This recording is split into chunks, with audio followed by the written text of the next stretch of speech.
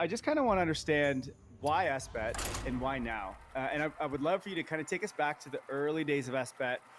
When did this idea first start? Who was it that you were talking to? It's interesting because there was a few of the other ETH treasury companies that have basically said, we've had ETH on our balance sheet for a while. We just never did this. And then all of a sudden Joe came in with SBET and we were like, oh yeah, of course we should do this too. And so just curious, like what got you started on this? Like how did this happen? Yeah, so two questions there. Why would we consensus? Why would anyone do an Ether treasury company strategy? And two, why would we choose SBET or that particular configuration? So the big picture is that Ethereum has been anticipating that it would be the next generation internet, the natural evolution of the internet and web protocols, Web3, the re-decentralized World Wide Web. And that meant that we were building for a pretty big future because the internet and the web are very large. And we anticipated that decentralization, decentralized trust changes the nature of everything potentially on the planet. And so we had an opportunity to move the entire world systems, all the web systems onto decentralized protocol rails and enable the world to benefit from a much more powerful form of trust, decentralized trust. And so unlike Bitcoin, whose value proposition was pretty immediate with the debasement of currencies, there's real understanding and interest in just holding Bitcoin for protection of your assets, stable money, effectively, more stable money, or at least money that isn't being debased. But Ethereum, for quite a while, has been building for the future, building layers of enabling infrastructure. And we got a bunch of important things done. We got horizontal and vertical scalability done. We got affordability, lots and lots of cheap block space. Usability is pretty good.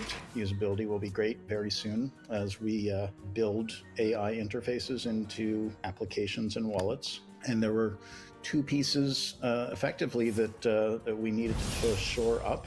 One is that largely because the United States was trying to kill Ethereum for the last few years under the Gary Gensler regime at the SEC. We didn't have a lot of companies wanting to use Ethereum and tokens and issue tokens and make use of DeFi.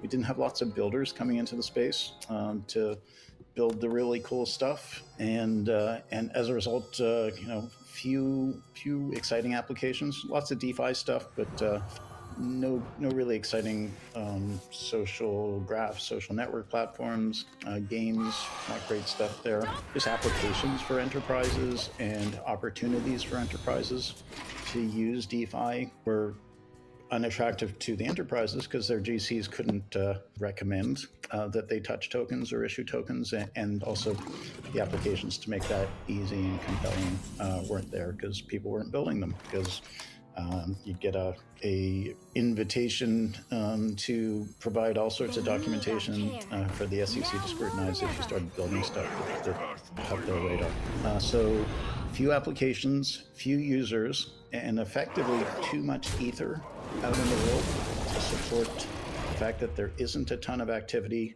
on all this new block space that we created. So the recent election has brought in a much friendlier regime. Paul Atkins and David Sachs and Bo Hines and many senators are really putting wind in our sails, gale force wind in our sails with legislation that has landed and legislation that is incoming. So we're really excited about that. Institutions are on fire with respect to our ecosystem, and so it seemed like a really good time to get serious about softening up what could be considered excess ether out there. And so we started contemplating the strategy about 6 months ago, and we had a few different approaches to it and landed on something that would get us to market as soon as possible. We found a great team with a perfect configuration situated on NASDAQ, and from them passing our screen to being actually in market was around 4 weeks. And we had to do it super quietly.